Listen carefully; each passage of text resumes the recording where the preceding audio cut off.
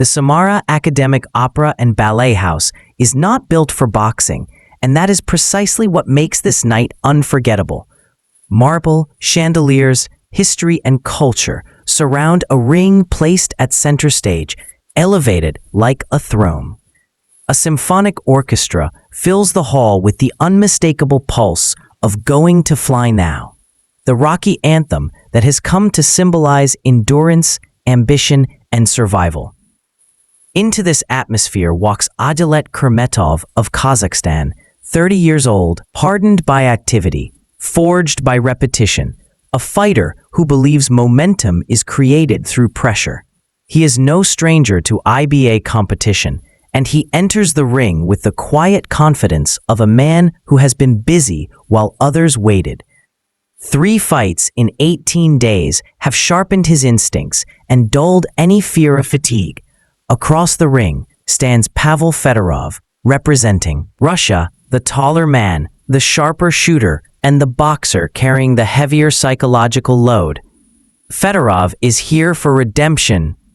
Earlier in the year, he suffered the first stoppage loss of his IBA.PRO career, a single right hand ending his night and planting doubt where certainty once lived. Tonight is not just about winning rounds, it is about answering the unspoken question every fighter faces after being knocked out. Can I still trust my chin, my timing, my instincts? As the referee calls them together, the contrast is clear. Kurmetov thrives in pressure and attrition. Fedorov thrives in distance and precision. One wants to compress the ring, the other wants to stretch it. And as the bell sounds, the beauty of the setting fades, replaced by the raw truth that boxing, even in the most elegant halls, is still about control, courage, and consequence. From the opening exchanges, Pavel Fedorov makes a statement that this will not be a hesitant return. His jab snaps out immediately, straight and fast, touching Kurmetov before the Kazakh fighter can fully settle into his forward rhythm. Fedorov's feet glide laterally, always giving him a second escape route, always denying Kurmetov the straight line he needs to impose pressure. Kurmetov answers the way he always does, by stepping forward and digging hooks to the body, making the fight physical, forcing exchanges even when they are not clean. The first round becomes a test of intent. Fedorov does not load up. He does not chase damage. He layers shots, doubling the jab, adding a right cross when Kurmetov leans in, then pivoting away before the counter can arrive. Kurmetov lands in moments, sneaking a right hand over the top, reminding Fedorov that space can disappear in an instant, but Fedorov's reactions are sharp. His guard is disciplined. There is no visible flinch, no sign of the hesitation that often follows a knockout defeat. As the round progresses, the tempo favors the man in white. He controls where the exchanges happen and when they end. Kurmetov's pressure is constant, admirable, and honest, but it is not yet effective enough to disrupt the rhythm being built in front of him. When the bell ends the round, the story is already forming. This is not a comeback built on survival. It is a comeback built on structure, where every movement has purpose and every punch is designed to remind Kurmetov that he must work twice as hard just to touch his target. The middle rounds are where the fight deepens and the psychology reveals itself. Kurmetov increases his urgency, knowing that a technician allowed to settle is a dangerous thing. He begins to throw with more intent, placing more weight behind his right hand, stepping into range to test Fedorov's resilience. One of those right hands lands clean, snapping Fedorov's head just enough to draw a reaction from the crowd. This is the moment every observer waits for, the chin check.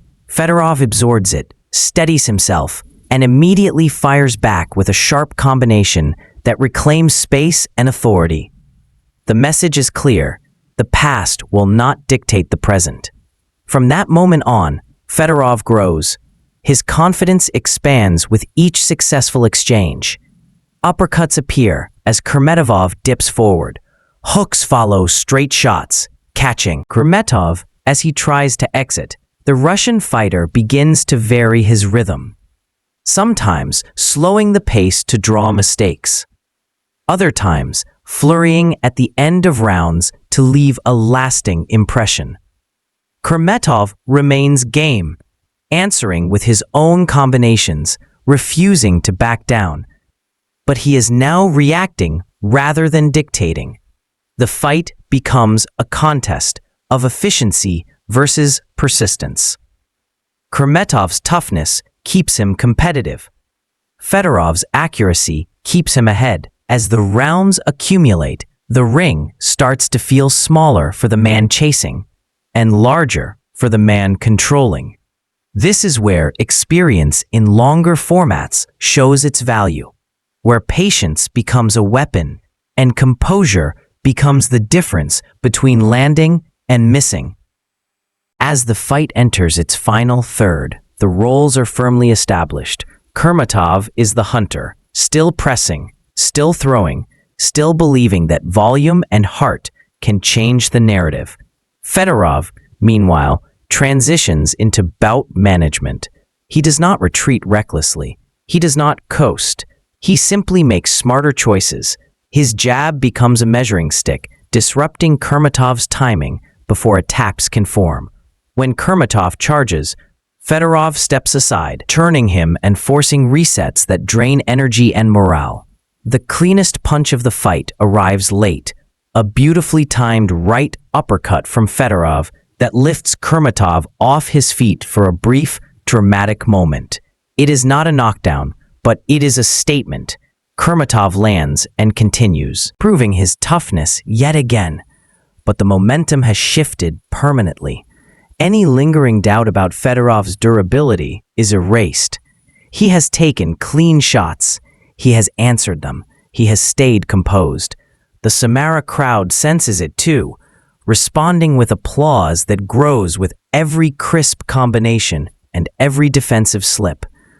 Kurmetov continues to land isolated right hands, moments of success that remind everyone of his competitiveness. But they come without follow-up, without sustained control. Fedorov finishes rounds strongly, stealing seconds and confidence with flurries that land clean and leave Kurmetov swinging at shadows. This is not domination. It is something more subtle and more decisive, control earned through discipline. When the final round arrives, the equation is unforgiving. Kurmetov needs something dramatic. He comes forward with renewed urgency, throwing to the body, trying to trap Fedorov along the ropes, searching for a breakthrough that never quite arrives. Fedorov keeps his composure, circling, jabbing, choosing his moments to engage and his moments to disappear. The clock becomes Kurmetov's enemy, each second ticking away another opportunity. When exchanges happen, Fedorov is first and last more often than not, punctuating combinations with clean exits that deny retaliation. As the final bell rings, there is no mystery in the air, only respect. Kurmetov has fought with pride, toughness, and consistency, but not enough volume or precision to overcome a sharper opponent. Fedorov raises his arms, relief and satisfaction written across his face. This victory is more than a mark in the win column. It is a restoration of belief. He has passed the mental test that haunts fighters after a knockout loss. He has proven to himself and to everyone watching that confidence can be rebuilt through preparation and performance. The judges confirm what the rounds have shown, a unanimous decision for Pavel Fedorov. In a venue designed for art and performance, he delivers exactly that, a controlled, intelligent, and disciplined display of boxing, reminding the division that redemption, when earned properly, is one of the most powerful stories the sport can tell.